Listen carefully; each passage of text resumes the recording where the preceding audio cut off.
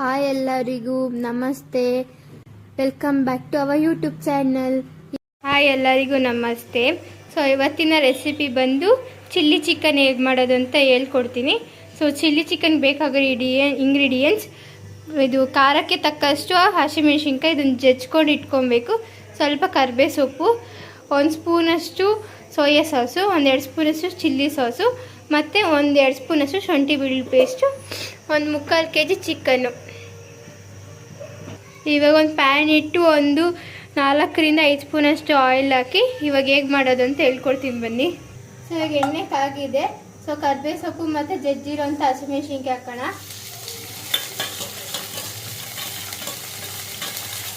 So ಇವಾಗ ಇದನ್ನು ಎಣ್ಣೆ ಚೆನ್ನಾಗಿ ಫ್ರೈ ಮಾಡಬೇಕು, ಯಾಕಂದರೆ ಹಸಿಮೆಣಸಿನ್ಕಾಯಿ ಜಜ್ಜಿರ್ತೀವಲ್ಲ ಅದಕ್ಕೆ.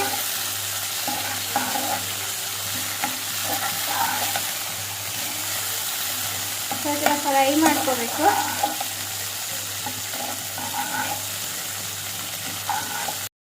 ಸೊ ಇವಾಗ ಇದು ನಾಟಿ ಕೋಳಿ ಚಿಕನ್ನು. ಸೊ ಇದನ್ನು ಫಸ್ಟೇ ನಾವು ಉಪ್ಪು ಮತ್ತು ಟರ್ಮರಿಕ್ ಪೌಡರ್ ಎಲ್ಲ ಹಾಕಿ ಕೂಗಿಸ್ಕೊಂಡಿದ್ದೀವಿ.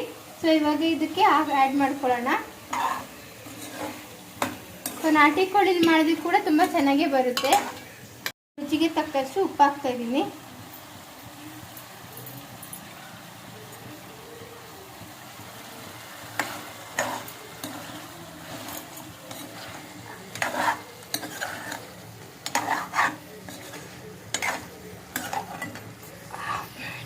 ಚಿಕನ್ಗೆ ನೀರು ಹಾಕಿದ್ದೀವಿ. ಸೊ ಇದು ಸೆಮಿ ಗ್ರೇವಿ ಆಗಿರೋದ್ರಿಂದ ನೀವು ಎಷ್ಟು ಚಿಕನ್ ತೊಗೊತೀರೋ ನೋಡಿಕೊಂಡು ನಾನು 1 ಗ್ಲಾಸ್ ಟು 1.5 ಗ್ಲಾಸಷ್ಟು ವಾಟರ್ನ ಆ್ಯಡ್ ಮಾಡಿದ್ದೀನಿ. ಇದು ಸ್ವಲ್ಪ ಚೆನ್ನಾಗಿ ಬೇಯಬೇಕು. ಇವಾಗ 3/4% ಚಿಕನ್ ಬೆಂದಿದೆ. ಸೊ ಇವಾಗ ಒಂದು 1/2 ಸ್ಪೂನಷ್ಟು ಕಾಳು ಮೆಣಸಿನ ಪುಡಿ ಹಾಕ್ತಾಯಿದ್ದೀನಿ. ಇವಾಗ 1 ಸ್ಪೂನಷ್ಟು ಸೋಯಾ ಸಾಸ್ ಹಾಕ್ಕೊಳ್ಳೋಣ. ಇವಾಗ ಇದಕ್ಕೆ ಸೆಮಿ ಗ್ರೇವಿ ಆಗೋಕ್ಕೆ ಕಾರ್ನ್ಫ್ಲೋರ್ ನೀರು ಹುಯ್ತಾ ಇದ್ದೀನಿ. ಸೊ 1 ಸ್ಪೂನಷ್ಟು ಕಾರ್ನ್ಫ್ಲೋರ್ ನೀರು ಹಾಕಿ ಹುಯ್ಯೋಣ.